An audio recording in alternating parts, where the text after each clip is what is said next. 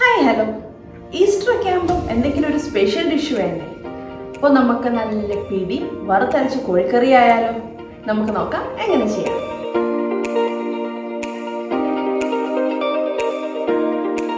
ഇവിടെ ചിക്കൻ കറിക്ക് ഞാനിവിടെ 1 കിലോ ചിക്കനാണ് എടുത്തിരിക്കുന്നത്. നമുക്കതൊന്ന് മാരിനേറ്റ് ചെയ്യാം. നമുക്ക് ചിക്കനിലേക്ക് ഒരു 1/2 ടീസ്പൂൺ മഞ്ഞൾപ്പൊടിയും ഒരു 2 ടീസ്പൂൺ കാശ്മീരി മുളക് പൊടിയാണ്,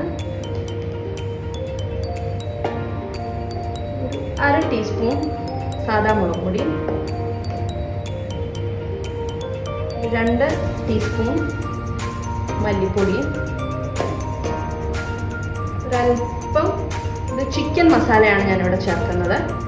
ചിക്കൻ മസാലയും ആവശ്യത്തിന് ഉപ്പും കുരുമുളക് പൊടിയും കൂടെ ചേർത്ത് നല്ലപോലെ ഒന്ന് മാരിനേറ്റ് ചെയ്യാം.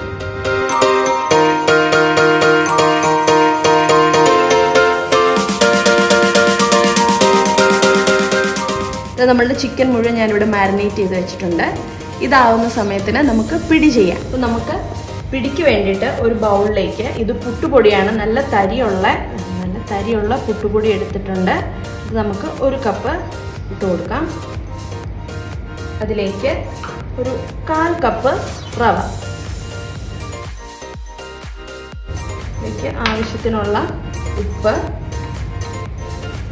ഇതൊരു 1/4 കപ്പ് തേങ്ങ, അതിൻ്റെ ഒപ്പം തന്നെ ഇത് ഒരു 5 അല്ലി വെളുത്തുള്ളി, ഒരു 5-6 ചുവന്നുള്ളിയും 1 ടീസ്പൂൺ ജീരകവും കൂടെ നന്നായിട്ട് അരച്ചതാണ്. നമുക്ക് ഇതും കൂടെ ചേർക്കാം. ചിലർ വെളുത്തുള്ളി മാത്രം ചേർക്കുന്നവരുണ്ട്, ചിലർ ജീരകം മാത്രം ചേർക്കും, ചിലർ ചുവന്നുള്ളി ചേർക്കാറില്ല, വെളുത്തുള്ളിയും ജീരകവും മാത്രം ചേർക്കും. അങ്ങനെ ഓരോ സ്ഥലത്തോട്ടും ഓരോ രീതിയിലാണ്. ഇവിടെ ഞാൻ ചുവന്നുള്ളിയും കൂടെ അരച്ചിട്ടുണ്ട്. ഇതിന് നമുക്ക് നല്ല പോലെ ഒന്ന് മിക്സ് ചെയ്യാം. പുട്ടിനൊക്കെ നമ്മൾ കുഴയ്ക്കുന്നത് പോലെ ഒന്ന് നമുക്ക് തിരുമിയെടുക്കാം. അരമണിക്കൂർ ഇരുന്നാലും നല്ലതാണ്. ഇത് നമുക്ക് മാറ്റി വെക്കാം. ഈ സമയത്തിന് നമുക്ക് ചിക്കൻ കറി ഉണ്ടാക്കാം. അപ്പോൾ നമ്മൾ തേങ്ങ വറുത്തരച്ച ചിക്കൻ കറി ആയതുകൊണ്ട് നമുക്ക് ആദ്യം തേങ്ങ വറുക്കാം. കാരണം വറുത്ത് കഴിഞ്ഞ് ഇത് തണുത്തിട്ട് വേണം നമുക്ക് അരയ്ക്കാൻ. ആദ്യം ഇപ്പോൾ 1 കപ്പ് തേങ്ങ ഞാൻ എടുത്തിട്ടുണ്ട്. അതൊന്ന് നന്നായിട്ടൊന്ന് വറുത്തെടുക്കാം. ഇത് നമ്മളുടെ തേങ്ങ കളറൊക്കെ മാറി തുടങ്ങിയിട്ടുണ്ട്. നമുക്കതിലേക്ക് ഒരല്പം പെരിഞ്ജീരകവും കൂടി ചേർക്കാം. പെരിഞ്ജീരകവും കൂടി ചേർത്ത് നമുക്ക് നല്ലപോലെ ഒന്ന് വാട്ടിയെടുക്കണം. നല്ല ബ്രൗൺ കളറായിട്ട് കിട്ടണം നമ്മളുടെ തേങ്ങ. അതിന് ശേഷമാണ് നമ്മൾ പൊടികളെല്ലാം ചേർക്കുന്നത്. നമ്മളുടെ തേങ്ങ നല്ലപോലെ മൂത്ത് വന്നിട്ടുണ്ട്. നമുക്കിനി സ്റ്റൗ ഓഫ് ചെയ്യാം. ഇതിലേക്കാണ് നമ്മൾ പൊടികൾ ചേർത്ത് കൊടുക്കുന്നത്. അതിനായിട്ട് നമുക്ക് ഒരല്പം മുളക് പൊടി, ഒരു 2 ടീസ്പൂൺ മുളക് പൊടി, ഒരു 2 ടീസ്പൂൺ മല്ലിപ്പൊടിയും കൂടെ ചേർക്കാം.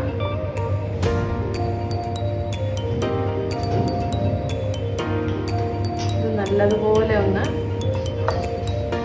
യോജിപ്പിച്ച്, അല്ലെങ്കിൽ പൊടി ഭയങ്കരമായിട്ട് മൂത്ത് പോകും. അതിനുകൊണ്ടാണ് നമ്മൾ സ്റ്റൗ ഓഫ് ചെയ്യുന്നത്. അത് പ്രത്യേകം ശ്രദ്ധിക്കണം.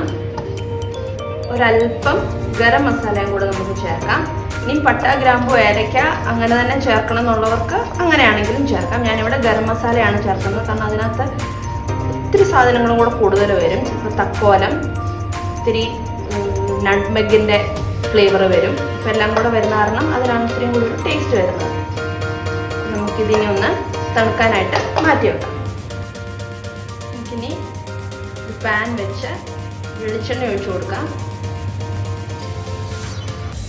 എണ്ണ നല്ലപോലെ ചൂടായിട്ടുണ്ട്. നമുക്കതിലേക്ക് ഇതൊരു 3 സവോള അരിഞ്ഞ് വെച്ചിരിക്കുന്നതാണ് ചേർത്ത് നല്ലപോലെ ഒന്ന് വഴറ്റിയെടുക്കണം. നല്ല ഗോൾഡൻ ബ്രൗൺ കളറിൽ നമുക്ക് കിട്ടണം. പെട്ടെന്ന് വാടാൻ അല്പം ഉപ്പും കൂടെ ചേർക്കാം.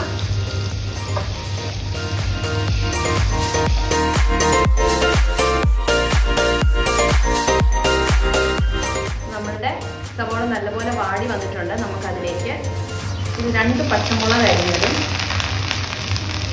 ഒരു 2 സ്പൂൺ ജിഞ്ചർ ഗാർലിക് പേസ്റ്റും, ആവശ്യത്തിന് കറിവേപ്പിലയും കൂടെ ചേർത്ത് നല്ലതുപോലെ ഒന്നും കൂടി ഒന്ന് വഴറ്റാം.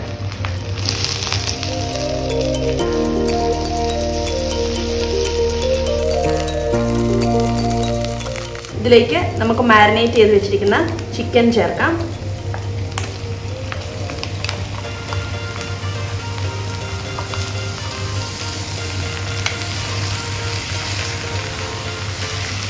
ആവശ്യമുണ്ടെങ്കിൽ മാത്രം അല്പം വെള്ളം ചേർത്താൽ മതി, ഇല്ലെങ്കിൽ ചിക്കനിൽ നിന്ന് വെള്ളം ഇറങ്ങി നല്ലപോലെ വെന്ത് വന്നോളും.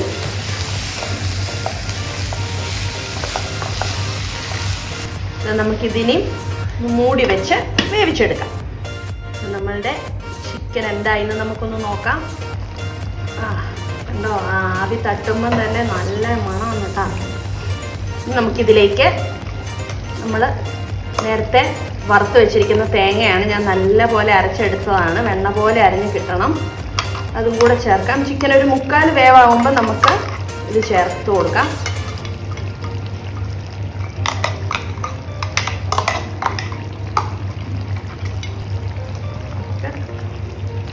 കൂടി ചേർത്ത് നന്നായിട്ട്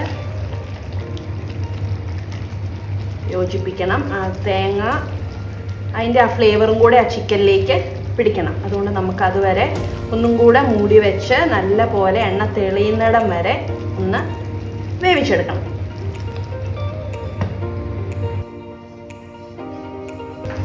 ഇതൊക്കെ ഉണ്ടോ, നല്ല പോലെ എണ്ണയൊക്കെ തെളിഞ്ഞ് വന്നിട്ടുണ്ട്.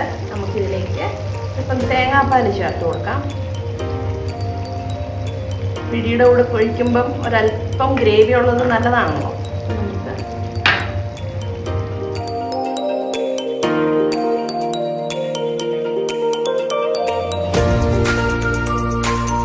തേങ്ങാപ്പാലും കൂടി ഒഴിച്ചപ്പോൾ നല്ല കുറുകി നല്ല അടിപൊളിയായിട്ട് വന്നിട്ടുണ്ട്. ഇത് നമ്മളുടെ അടിപൊളി വറുത്തരച്ച കോഴിക്കറി റെഡി ആയിട്ടുണ്ട്. നമുക്കിനി പിടി ചെയ്യാം. ഞാനിവിടെ പിടിക്കുള്ള വെള്ളം വെച്ചിട്ടുണ്ട്. അപ്പം അത് തിളയ്ക്കുന്ന സമയത്തിന് ഞാൻ കുറച്ച് ചൂടുവെള്ളം അതിനകത്തുനിന്ന് എടുത്ത് വെച്ചിട്ടുണ്ട്. നമുക്കത് നമ്മൾ കുഴച്ച് വെച്ചിരിക്കുന്ന പൊടിയിലേക്ക് ചേർത്ത് കൊടുക്കാം.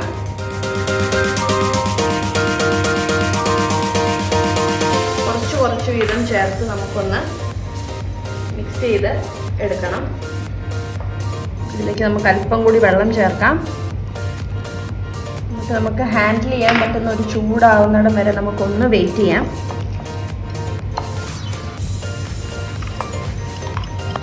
ഇപ്പം ചൂടൊക്കെ കുറഞ്ഞിട്ടുണ്ട്. ചൂടോടുകൂടി തന്നെ നമ്മൾ അത് കുഴയ്ക്കണം, എന്നാലേ ആ ഒരു മയം കിട്ടുള്ളൂ. നമുക്ക് നല്ല പോലെ ഇതൊന്ന് കുഴച്ചെടുക്കാം. ഇത് നമ്മളുടെ പിടി മുഴുവൻ ഞാനിങ്ങനെ കുഞ്ഞു കുഞ്ഞായിട്ട് ഉരുട്ടിയെടുത്തിട്ടുണ്ട്. നമുക്കിതിനി തിളയ്ക്കുന്ന വെള്ളത്തിലോട്ട് ഇട്ട് കൊടുക്കാം.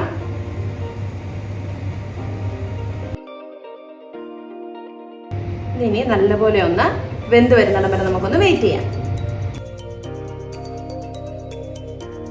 ഇത് നമ്മളുടെ പിടി നല്ലപോലെ തിളച്ച് വെന്ത് വന്നിട്ടുണ്ട്. നമുക്കതിലേക്ക് ഇത് ഏകദേശം ഒരു 1/2 കപ്പ് തേങ്ങാപ്പാലിനകത്ത് ഒരു ചെറിയ സ്പൂൺ അരിപ്പൊടിയും കൂടെ കലക്കിയതാണ്.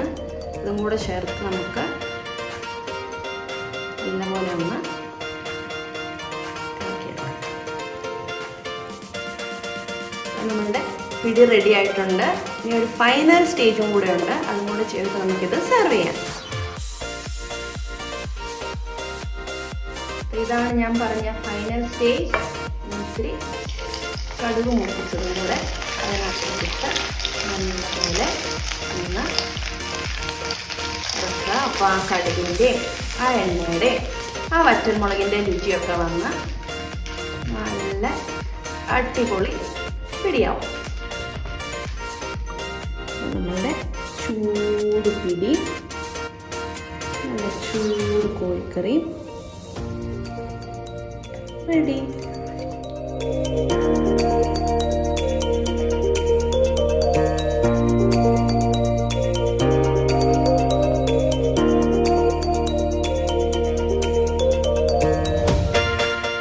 നമ്മുടെ പിടിയും കോഴിക്കറിയും. ഈ കോഴിക്കറിയും കൂട്ടി ഈ പിടി ഒരു പിടി പിടിക്കണം മക്കളെ. ഇങ്ങനെ കുറച്ച് ചാറുമൊക്കെ കൂട്ടി